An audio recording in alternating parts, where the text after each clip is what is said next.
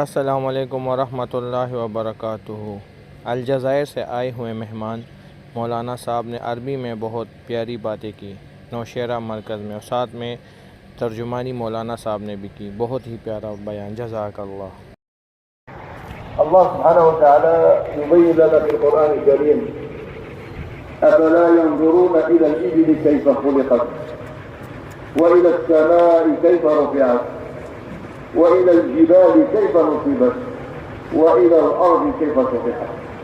أحبابي إخواني، نحن عندما نقرأ القرآن الكريم لابد علينا أن نتمعن في كلام الله سبحانه وتعالى. لو إنسان تقول له من صخرة تخرج ناقة، هذا الإنسان لو ما يكون عنده الإيمان بالله سبحانه وتعالى واليقين بالله سبحانه وتعالى هو لا يصدق. ولكن الله سبحانه وتعالى ما اكتفى بهذه الآية فقط، ولكن الله سبحانه وتعالى يبين لنا حتى في السماء. الله سبحانه وتعالى رفع السماء بغير عمد. نحن جالسين تحت سقف، وفي هذا السقف له أعمدة. هذه الأعمدة السقف هو راكز على هذه الأعمدة. أما السماء الله سبحانه وتعالى رفعها بغير عمد. وننظر إلى مساحة هذه السماء لا نقدر حتى نصير إلى طولها وعرضها. هذه أحباب إخواني كيف يأتي بنا اليقين بأن الله سبحانه وتعالى له قدرة ومن غير الله سبحانه وتعالى لا يقدر. فرمایا کہ اللہ جل جلالہ ارشاد فرماتے ہیں قرآن عظیم الشان کے اندر کہ یہ انسان اونٹ کو نہیں دیکھتے کہ اس کو اللہ پاک نے کیسے بنایا ہے۔ افلا ينظرون الى الابل كيف خلقت۔ اور پھر اللہ پاک ارشاد فرماتے ہیں کہ یہ آسمان کو نہیں دیکھتے کہ کیسے اللہ پاک نے آسمان کو کھڑا کیا، اور یہ زمین کو نہیں دیکھتے کیسے اللہ پاک نے زمین کو بچھایا ہے، اور اسی طرح پہاڑوں کو۔ تو فرمایا کہ ہم جب قرآن پڑھتے ہیں تو اس میں اللہ کی جو قدرت کی آیتیں ہیں اس کو ہم سوچیں، اس سے ہم اللہ کی معرفت کو حاصل کریں گے۔ اسی طرح جو ہے اللہ جل جلالہ نے ساتوں آسمانوں کو بنایا۔ ہم دیکھتے ہیں ہم اس چھت کے نیچے بیٹھے ہوئے ہیں، اور یہ چھت جو ہے یہ کڑی ہے ستونوں پر۔ کتنے ستون اس کے لیے بنائے گئے ہیں، پہلے ستون بنائے گئے ہیں، پھر ستونوں پر چھت ڈالی گئی، اور پھر چھت کے نیچے ہم بیٹھے ہوئے ہیں۔ لیکن اتنا بڑا آسمان اللہ پاک نے بنایا ہے، بغیر ستونوں کے اللہ پاک نے اس آسمان کو بنایا۔ اللہ تبارک و تعالیٰ نے اس آسمان کو اپنی قدرت سے کھڑا کر دیا ہے، اور آسمان کے کھڑے کرنے کے لیے اللہ پاک جو ہے کسی ستون کے محتاج نہیں ہے، کسی پلر کے محتاج نہیں ہے۔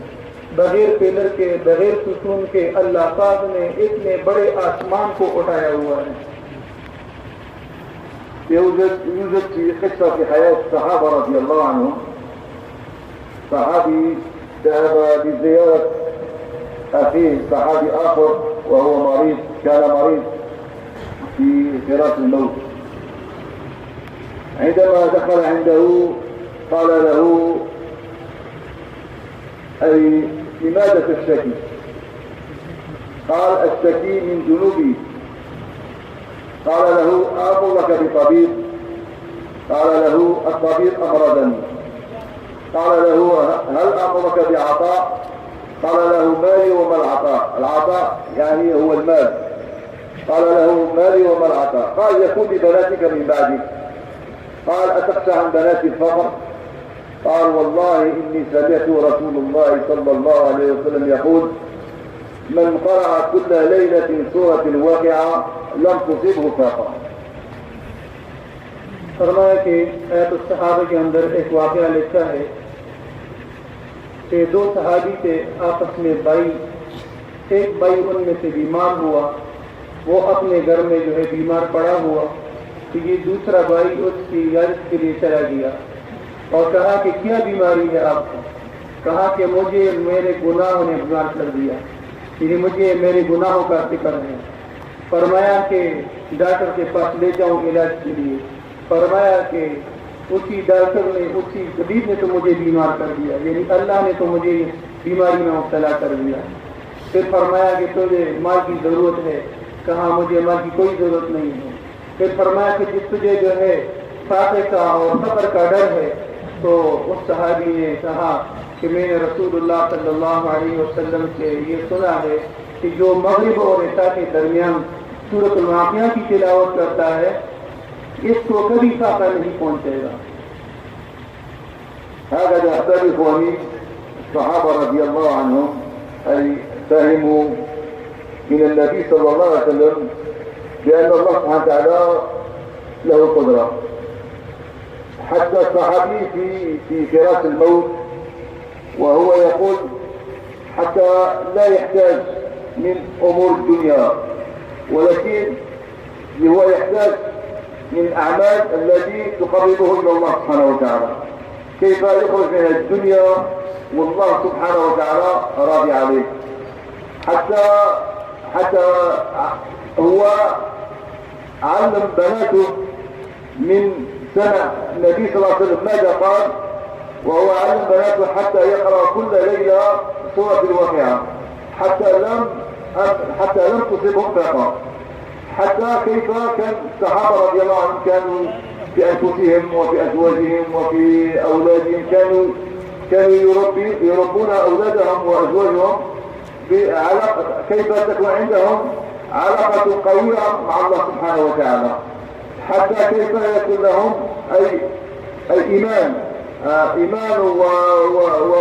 وعلاقة قوية مع الله تبارك وتعالى.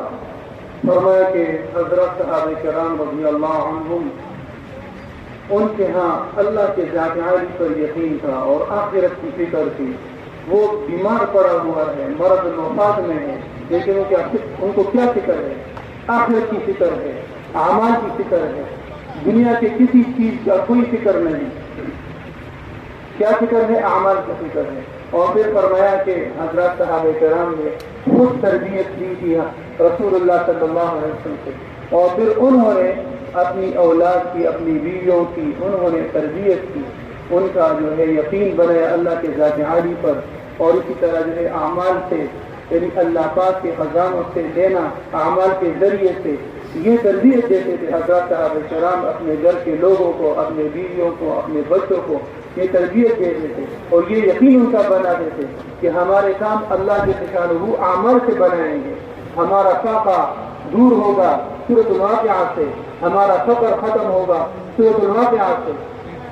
यानी खुद भी इस यकीन को हासिल किया और अपने बच्चों को, अपने बीवियों को, अपने घर के लोगों पर, हर एक पर ये मेहनत किया करते थे कि इनका यकीन अल्लाह के ज़ात आली पर बन जाए। وهكذا أحبابي إخواني أتت في 1967 هكذا تقريبا أو 65 هكذا والله أعلم. أتت جماعة من باكستان، أتت جماعة على طريق انجلترا، ودخلت من انجلترا الى فرنسا، وبدأت بالشمال وبدأت يزور المسلمين، يكرمهم ويتكلم معهم ويحملهم المسؤولية. هكذا يمشون الأحباب، أي في البداية يزور المسلمين ويكرم المسلمين ويعلمهم الدين ويعطيهم مسؤولية الدين. هكذا بدأوا في فرنسا من الشمال، وبدأوا في كل مكان. أصبحوا المسلمين أي يصلون في الغرفة 3-4 يصلون، بدأوا الصلاة، رجعوا من الظلمات إلى النور، بدأوا يجتهدون، بدأوا يصلون، لأن جاءوا عندهم ناس أي أجنبيين، أي لا يحسنوا اللغة العربية، ولكن إيمانهم بالله سبحانه وتعالى كان قوي. الصحابة رضي الله عنهم عندما خرجوا بلغوا دين الله سبحانه وتعالى في العالم، ما كانت عندهم لغة الأقوام، ولكن كانت عندهم صفات حميدة وأخلاق ومعاملة الناس تأثروا بصفاتهم ودخلوا في الدين، هذا الصحابة رضي الله عنهم. أما في فرنسا بدأوا الناس يصلون هكذا 3 نفر 4 نفر يصلون أي جماعة ويتجمعون هكذا، وبدأوا بعدين بدأوا يخرجوا في سبيل الله سبحانه وتعالى مع جماعة باكستان، يعلمهم الصفات ويعلمهم الأخلاق والمعاملة والمعاشرة، وبدأوا هكذا. في فرنسا كان مسجد واحد فقط، الآن يوجد في فرنسا 2500 وزيادة من مساجد، وكانوا النساء غير متحجبات، أتوا كذلك من المغرب والجزائر وتونس كذلك، نزعوا الحجاب في المطار ودخلوا إلى فرنسا للعيش.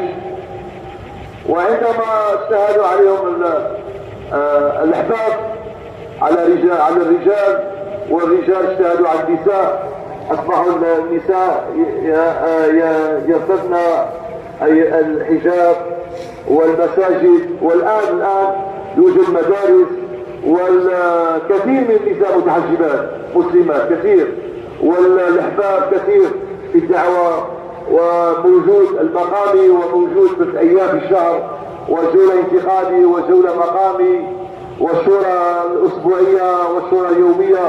هذا الشيء في قبل ما كان هذا الشيء، أما الآن كله موجود، ولكن هذا باش أتى في فرنسا إلا بالجهد. عندما تحرك الدين اللہ سبحانہ تعالیٰ یعطینا المزید.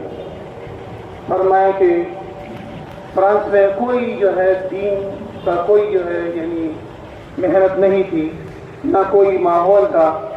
فرمایا کہ سب سے پہلی جماعت جب فرانس میں آئی ہے تو 1965 یا 66 یا 67 میں پہلی جماعت آئی ہے. وہ بھی انگلینڈ کے راستے سے آئی اور فرانس میں داخل ہوئی، اور انہوں نے شمالی علاقہ جات سے محنت شروع کی. فرانس کے جو شمالی علاقہ ہے وہاں سے انہوں نے محنت کی، لوگوں سے ملے، ملاقاتیں کی، ان کو ترغیب دی، ان کا اکرام کیا اور ان کو قریب کیا، اخلاق سے ملے اور ان کا جو ہے ان سے محبت کی. تو محبت سے، اکرام سے، دعا سے، ترغیب سے لوگوں کو قریب کر دیا. حتیٰ کہ لوگ جو ہیں یعنی حالانکہ بہت سارے لوگ عرب تھے، جیسے پہلے بھی عرض کیا کہ بہت سارے عرب مختلف ممالک تھے اور فرانس آئے دنیا کے کمانے کے لیے، دنیا کے کاموں کے لیے، لیکن کوئی جو ہے دین کی محنت کوئی شکل نہیں تھی اور لوگوں میں نماز بھی بہت کم، ترتیب بہت کم تھی. تو فرمایا کہ انہوں نے لوگوں کو دین پر لانے کی کوشش کی، محنت کی. تو آہستہ آہستہ لوگ نماز پڑھنے لگے. 2 آدمی، 3 آدمی، 4 آدمی کسی کمرے میں، کسی بیٹھک میں جمع ہو کر وہ جماعت کے ساتھ نماز پڑھنا شروع کر دیا. اور جیسے پہلے بھی عرض کیا کہ پہلے ایک مسجد تھی، اب 2500 سے زیادہ مسجدیں فرانس میں ہیں. تو فرمایا کہ پہلے جو مسلمانوں کی عورتیں تھیں وہ بھی جب فرانس میں آتی تھی تو فرانس کے ایئرپورٹ پر وہ اپنے پردہ کو چھوڑ کر آتی تھی. دین کی محنت نہ ہونے کی وجہ مسلمانوں کی عورتیں تھیں، لیکن الحمدللہ محنت ہوئی، جماعتیں آئی، انہوں نے محنت کی، انہوں نے لوگوں سے ملاقاتیں کی، لوگوں کے لیے دعائیں کی، محنت کی، قربانیاں کی، لوگوں کو قریب کیا دین کے. الحمدللہ ان کی محنت کی برکت سے لوگ اللہ کے راستے میں نکلے، ان کا ذہن بن گیا، ان کا رجحان پیدا ہو گیا، ان کے دل کے اندر جو ہے شوق بڑھا، جذبہ بڑھا. تو پھر انہوں نے اپنی مقصودات پر محنت کی. اب الحمدللہ وہاں پر ہزاروں مسجدیں ہیں، اسی طرح مدارس ہیں، باپردہ عورتیں ہیں، عورتوں نے پردہ شروع کیا، لوگوں نے نماز شروع کی، مسجدیں بن گئی، مدرسے بن گئے، لوگوں میں دین کا جذبہ اور لوگ اللہ کے راستے میں نکلے، ملکوں میں سفر کیے. الحمدللہ ماحول بن گیا. اسی طرح ہم محنت کرتے رہیں گے، اللہ کے راستے میں نکلیں گے، اپنی مال جان کو قربان کریں گے، اپنے اوقات کی قربانی دیں گے، قربانی بڑھائیں گے، تو اللہ جل جلالہ آہستہ آہستہ اور بھی انشاءاللہ ماحول بنائیں گے. الحمدللہ احبابی اخوانی، نحن الآن العالم ينتظرنا. نحن أمة التبليغ، ليس جماعة التبليغ، نحن أمة التبليغ. كيف هذا الناس يوصل إليهم الخير. الحمد لله نحن نخرج في سبيل الله ونجتهد على أنفسنا وعلى الأزواج وعلى الأولاد، ولكن العالم ينتظر هذه الأمة، ينتظرنا حتى كيف نوصل إليهم الخير كما وصلوه الصحابة رضي الله عنهم.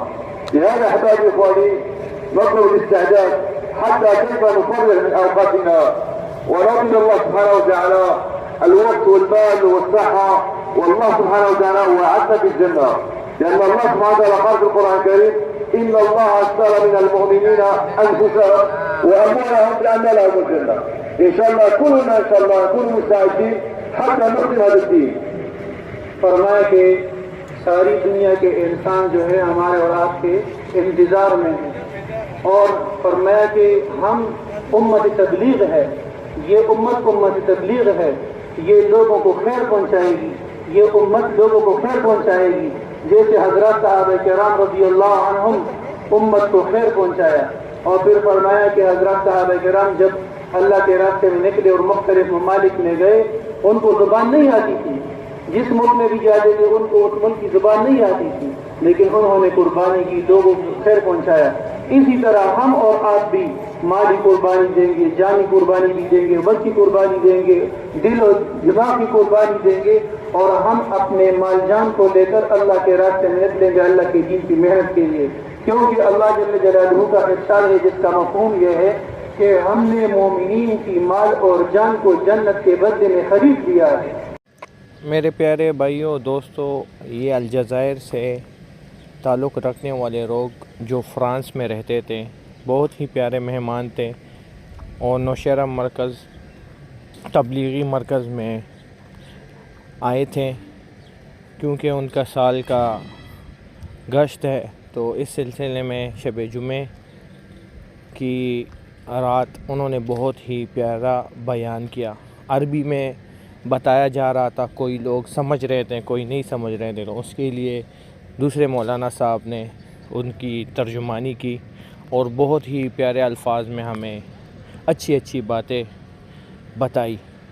بس یہی زندگی کا مقصد ہے، دیکھ لیں میرے بھائیوں بزرگوں کہ لوگ کہاں سے آ رہے ہیں اور کہاں پہ جا رہے ہیں، اور ہم لوگ ہیں کہ بس اپنی تبلیغی مرکز نوشہرہ تک نہیں جا سکتے، تو ہمیں زندگی کو مختصر کرنا ہوگا، کیونکہ مختصر ہی ہے، اور نماز قائم کرنا ہوگا۔ جزاک اللہ۔